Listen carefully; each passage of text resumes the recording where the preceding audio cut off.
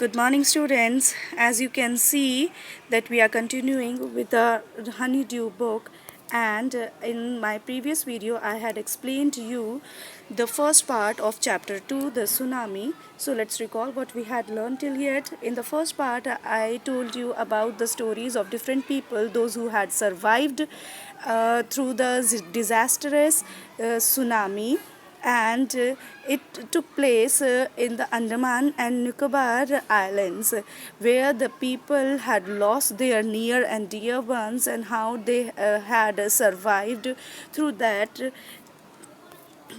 disastrous tsunami that occurred over there. Now in the second part we will study about a girl whose name is Tilly Smith, who was there on the beaches of Thailand, and how she had survived. Also she had saved the lives of many people over there. Tilly Smith, a British schoolgirl, was able to save many lives when the tsunami struck Phuket beach in Thailand. तो जिस समय तिल्ली Smith Thailand में थी, वहाँ पर वो लोग सेलिब्रेट कर रहे थे, देवर देयर, और उसने बहुत सारे लोगों की जान बचाई थी. दो she has won a number of awards. Her parents have not allowed their daughter to be interviewed on television and made into a heroine. वैसे उसने इतने सारे अवार्ड्स जीते थे, लेकिन उसके बावजूद भी उसके पेरेंट्स नहीं चाहते थे कि उनकी डॉटर इंटरव्यूज़ दे टेलीविज़न पर और एक सेलिब्रिटी की तरह बिहेव करे, या एक सेलिब्रिटी बन जाए, एक हीरोइन की तरह उसको लोग ट्रीट करें. Why do you think they took that decision? आपको क्यों लगता है कि उन्होंने ऐसा डिसीज़न क्यों लिया? क्योंकि इन my view I can say कि जिस कंडीशन से वो लोग बाहर निकले थे, जो उन्होंने फेस किया था, वो चीज़ बार बार रिकॉल करना नहीं चाहते. वो नहीं चाहते कि उनकी बेटी वो ही बातें दोबारा रिकॉल करे, क्योंकि वो कोई अच्छी इंसिडेंट नहीं था उनकी लाइफ में. Now here is a story from Thailand.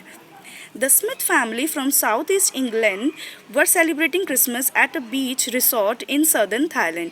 वो साउथ ईस्ट इंग्लैंड से बिलोंग करते हैं और ये लोग सेलिब्रेट करने आए थे at a beach resort in southern Thailand में. वहाँ पर बीच रिसोर्ट में वो क्रिसमस को सेलिब्रेट करने आए थे. तिल्ली Smith was a 10-year-old school girl. एक 10 साल की छोटी बच्ची है. Her sister was 7 years old. उसकी बहन सिर्फ 7 साल की थी. Their parents were Penney and Colin Smith. उसकी मदर का नेम पेनी था और फादर का name Colin Smith. It was 26 December 2004. Deadly tsunami waves were already on their way. They had been triggered by a massive earthquake off northern Sumatra earlier that morning. तो उन्होंने बताया कि वो वही तारीख थी जिस दिन अंडमान और निकोबार आइलैंड में भी वही डिज़ास्टर हुआ था. तो सेम डे में वो उनको जब deadly waves of tsunami devour on set off on their way, मतलब वो अपने रास्ते पे आ ही रही थी, वो बढ़ ही रहा था, वो तूफ़ान, समुद्री तूफ़ान वो बढ़ ही रहा था. और लेकिन उनको एक ट्रिगर, मतलब एक उनको चेतावनी पहले ही मिल चुकी थी, एक वॉलेंट सडन रिएक्शन, जब नदन सुमात्रा में सुबह ही सुबह एक अर्थक्वेक आया था. The water was swelling and kept coming in. Penney Smith remembered. Penney Smith बोलती है कि जो वाटर था वो फूले जा रहा था और अंदर की तरफ आ रहा था. The beach was getting smaller and smaller. I didn't know what was happening. तो शी वॉज सेइंग कि जो बीच था वो अपने आप ही छोटा होता चला जा रहा था.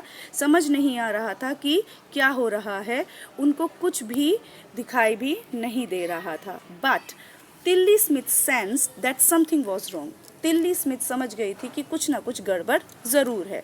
हर mind kept going back to a geography lesson she had taken in England. तो उसका जो दिमाग था, तुरंत ही जैसे ही वो सी को देख रही थी, जब उसने ये देखा तो एकदम से उसको वो ज्योग्राफी लेसन याद आया जो उसने इंग्लैंड में पढ़ा था. Just 2 weeks before she flew out to Thailand with her family. जो सिर्फ 2 हफ्ते पहले ही उसने उस लेसन में पढ़ा था जब वो थाईलैंड में आई थी अपनी फैमिली के साथ. Tilly saw the sea slowly rise and start to form bubble and form whirlpool. तो उसने देखा कि जो समुद्र है वो धीरे धीरे ऊपर उठ रहा है और एक झाग जैसी फॉर्मेशन बन रही है, उसमें बबल्स भी बन रहे हैं और छोटे छोटे वर्लपूल्स जिन्हें हम बोलते हैं बच्चे भंवर जो हम छोटे छोटे भंवर हमने कई बार नदियों में भी देखे हैं, वो छोटे छोटे भंवर वो बन रहे थे. She remembered that she had seen this in class in a video of a tsunami.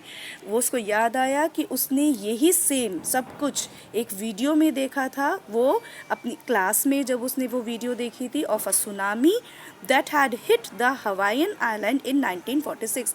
Hawaiian island में भी सेम इसी तरह से सुनामी आया था. कब आया था? 1946 में. हर geography teacher had shown her class the video. तो उनकी जियोग्राफी टीचर ने उनको एक पूरी क्लास को वो वीडियो दिखाई थी and told them that tsunamis can be caused by earthquakes, volcanoes and landslide. और उनकी जियोग्राफी टीचर ने उनको क्या बताया था कि जो सुनामीज़ होते हैं वो कैसे भी फॉर्म हो सकते हैं अगर हमारे अर्थ क्रस्ट के में वहाँ पर सी क्रस्ट में वहाँ अगर अर्थक्वेक आते हैं या फिर वोल्केनोज फटते हैं या फिर लैंडस्लाइड्स होती हैं तो तब भी सुनामीज़ आ सकते हैं. So Tilly started to scream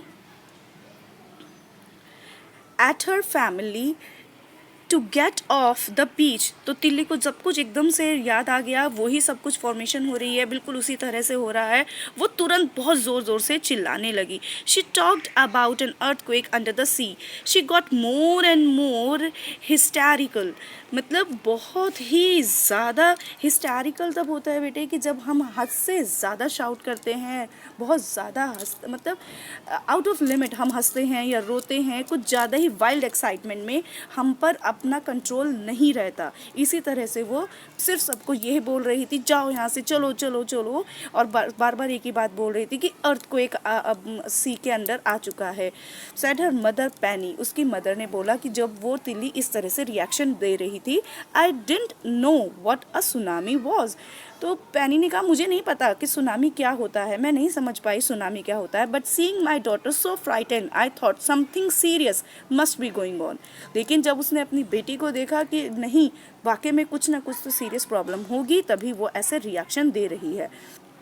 Tilly's parents took her and her sister away from the beach to the swimming pool at a hotel. वो तुरंत वहाँ से निकल गए बीच से और होटल के स्विमिंग पूल में चले गए. A number of other tourist also left the beach with them. बहुत सारे टूरिस्ट और भी थे जिन्होंने तुरंत ही बीच को छोड़ दिया. Then it was as if the entire sea had come out after them. और थोड़ी ही देर में ऐसे लगा कि जैसे पूरा का पूरा समुद्र उनके पीछे आ गया है.